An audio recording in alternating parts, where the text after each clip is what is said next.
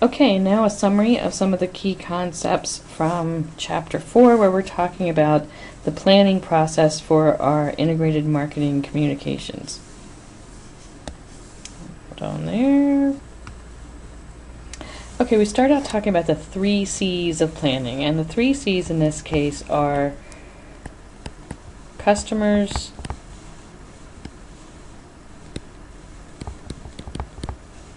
competitors, and communication. And these are the things that we want to look at, understand, and analyze before we come up with a plan. Customers, we're going to look at our current customers. We're going to look at former customers and see if we can figure out why they are no longer current customers. We also want to look at potential customers. So these are people that aren't currently our customers, but maybe are other markets we can go after. And we should probably also take a look at our competitors' customers and figure out why they decided to go with our competitor instead of us. We also want to analyze the competition that we're currently facing. We need to not just identify them, but then gather some information on them. We can gather information from their advertisements, their websites. We can look at data that exists in other places, annual reports, those kinds of things, and figure out what they're doing. And then we want to look at our current communications, and we really want to evaluate all of our current messages to our consumers and the effectiveness of those messages. Once we analyze all of these things, customers, competitors, and communications, then we can start to decide which markets we want to target and how we're going to position ourselves. So the first thing we talk about here are market segments. In order to be a viable segment for us to target, so first you break the market up into segments, then you decide which of those ones you want to target. So a segment has to be, there has to be some differences in there in the way these people buy things. So if I'm selling sugar, for example, there's probably no difference between the way left-handed people buy sugar and the way right-handed people buy sugar. So there needs to be some difference in the way they behave. It needs to be large enough to be profitable. If I'm going to market these people differently, it needs to be worth my, if I'm going to develop a whole marketing campaign. I'm not going to do this for 5 people. And then it also needs to be reachable. There needs to be some difference in the media. Again, if I'm talking about left-handed and right-handed people, they shop in the same places and they read the same magazines and they look at the same websites, I'm not going to be able to reach one group versus the other. Ways to segment the market. One of the most common ways is demographics, and these would be gender, age, income, ethnic group. Any of those things would be demographics. So those are a very, very common way to split up the population in different segments. We can also segment it on psychographics.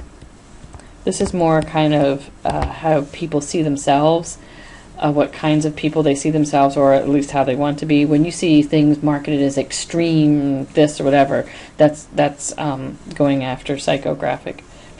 Oh, psychographic there. Also, you see generational.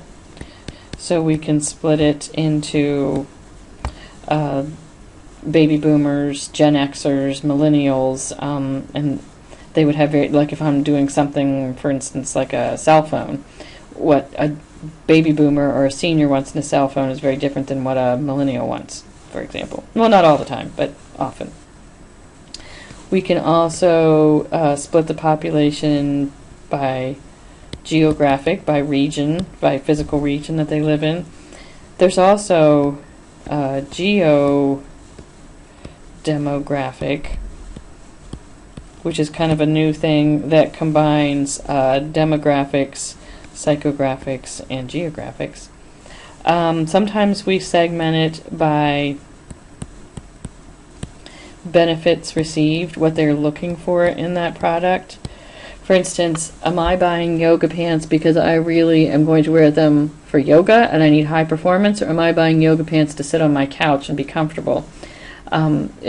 Same product, two very different benefits that I'm looking for. And also by usage. So they a heavy user, a light user. For instance, breakfast cereal. Families with young children are big, heavy users of breakfast cereal historically. So I might market it differently to that group than to, say, another group. So that's how I can segment the consumer market. If I'm talking about the business-to-business market, I can segment by industry. Let's say I make beds. The beds that I would market to the hotel industry are different than the beds I would market to a hospital, for example. Within the industry, then you can also have different business types. I might split it out by the size of the company, and I might target, that would kind of like be the usage over there too. I might do it by geographic. So if I'm selling basically the same product, then I might divide my up into territories, into geographic areas. I might do it on usage. I might also do it on customer value. So kind of my most profitable guys versus my less profitable guys. Once I've decided which so I split it into all these segments, and then I've decided which segments I'm going to target. I match that up to my products where I can add value to customers, provide something that they need. Then I'm going to position my product. And the positioning is the customer's perception of our product relative to our competitors. So do they think of us as the highest quality option? Do they think of us as the best value? Do they think of us as the fun alternative? So that would be customers' perceptions there. We can position ourselves based on product attributes. What does our product have that our competitors do not have? And it could be the physical product, it could be the services that come with it, it could be anything like that. We're offering more value, and sometimes we're not the cheapest, but look at what we have. Our product has more attributes that people value. We can position ourselves in relation to our competitors, and this can be risky, but when the example they gave in the book of Avis, we're number 2, so we try harder, and so they're just directly comparing themselves to, I think it was Hertz. Now you have to be prepared that the competitor that you're doing this to would retaliate and compare themselves to you. You could position yourself on different ways to use the product usage. Arm & Hammer is really good at this one. The price versus the quality that you're getting, so the value quality, the value really there. The class of product, so I'm not like Denny's isn't just a restaurant, they're a diner, so a different type of class within that product. And the other one they put in there was cultural symbols, which is very difficult, but if you think of Chevy used to be, and I guess they still are, All American, the Marlboro Man, the Stetson Man, associated with a cultural symbol or with an icon there. And if you can do that, that can be very successful. It is kind of hard to pull off there, and it takes some time. Okay, marketing communication objectives. You start out, you've got marketing objectives, which we talked about before, and these might be things like I'm trying to reach a certain sales volume or a certain market share, something like that, or certain profit margin maybe. Once you set the marketing objectives, then you will set your communication objectives, and these are going to be slightly different. Now these should support the marketing objectives, but they're not always going to directly relate there. So you might be trying to build brand awareness. I'm just trying to make people aware of this right now. You might be trying to build foot traffic in the stores. Build traffic. You might be trying to change people's attitudes about your product, which could take a long time. Or you might just be trying to enhance the image. So these would be the types of things that you would see as communication objectives, which would be not quite the same as the marketing objectives there. Now they need to support the marketing objectives and fit into the overall integrated marketing communication there, that they're going to line up with our target market and the position that we've decided on the earlier steps. Let's see, the relationship between communication expenditures and company sales. So we used to think it went like this, okay? The more I spend, the higher my sales are going to be. So if these would be sales dollars, yeah, I guess they're both dollars, and these would be advertising expenditures, the more I spend, the higher my sales would be. And it's not necessarily always like that, especially depending on what your communication objectives might be. So it would be more like this, where we would see it kind of flat for a while, and then we would see an increase, and then it would kind of flatten off and maybe even start to decrease here. So the fact that it's slow for a while and then it starts to pick up here is the threshold effect, which really just means it's going to take a while for that message to kick in. The people sometimes need repeated exposure in there. Then the way it kind of peaks right here and then kind of flattens off and eventually goes down is diminishing returns here. After a while, spending more money is not going to get you more sales. It kind of flattens off. You've got that message. You've reached the maximum number of people you can reach there, or you're selling as much as you can to that people, and you're not really going to sell anymore. There's some other elements that they talk about in here. The carryover effect, which says that really what you're doing in your advertising or your communication is trying to just remind people, brand recall. This would be good for unsought goods or things that are infrequent purchases. So I drive past this advertisement every day, this billboard for granite, and I'm thinking, how many people are in the market for granite? But if I see this thing every single day, eventually at some point I'm redoing my kitchen, I need granite, and that's what comes to mind. I recall that brand because I've seen that advertised. We also have the wear out effect, which just says that after a while consumers are just going to see that message so often they start to tune it out. But then you have to also worry about the decay effect, which says if you stop advertising, your sales are going to start to decay. So you're kind of striking a balance in there for those. You don't want consumers to start or just ignoring you, but then you don't want to stop advertising completely. Types of, how do I decide how much I'm going to spend? Types of budgets. Percent of sales is a common one. It's easy, but it's also backwards.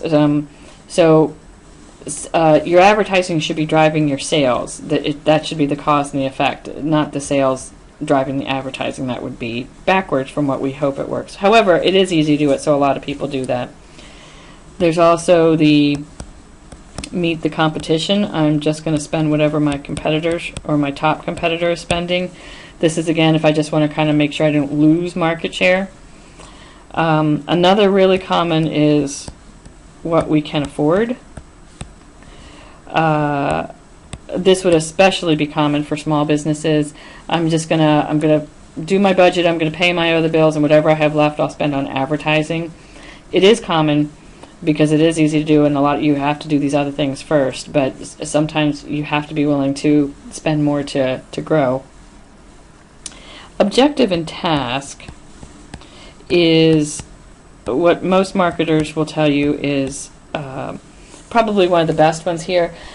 It's also difficult to do. Some form of this is used by a lot of people, and so I want to grow market share by 20%. How much am I going to have to spend to do that? And so that would be objective and task.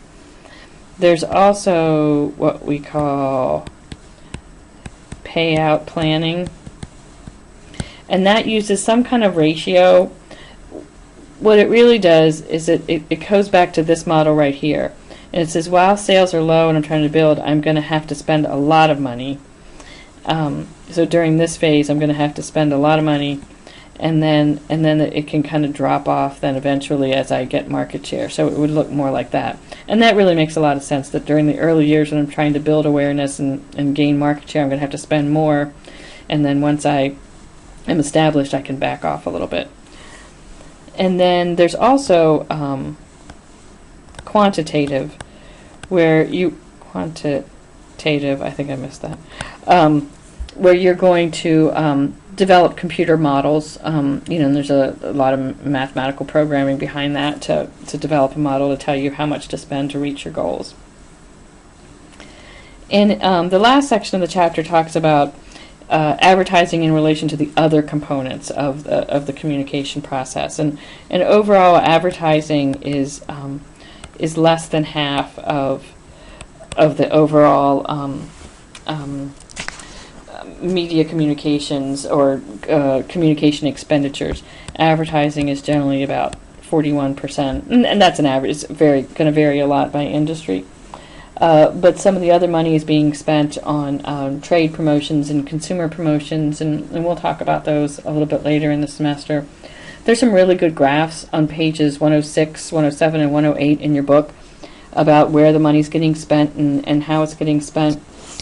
For instance, you can see that TV is still number one in terms of advertising spending, with about 40%, and then behind that is digital with about 20% of advertising expenditures, and then number 3 is still newspapers with about 17%. Because of all the clutter and the noise that we talked about in an earlier chapter, you see a movement towards alternative media. People are trying to kind of avoid all this clutter and noise, so they're shifting towards alternative media. So there's a graph on the bottom of 107 that shows you where that's getting spent. But internet is one of the fastest growing medias over there, that are spending more and more on internet advertising as opposed to some of the traditional forms. And then there's another graph in there that shows you business to business, where that money's getting spent. So there's a summary of Chapter 4, and now you're all ready for the first exam.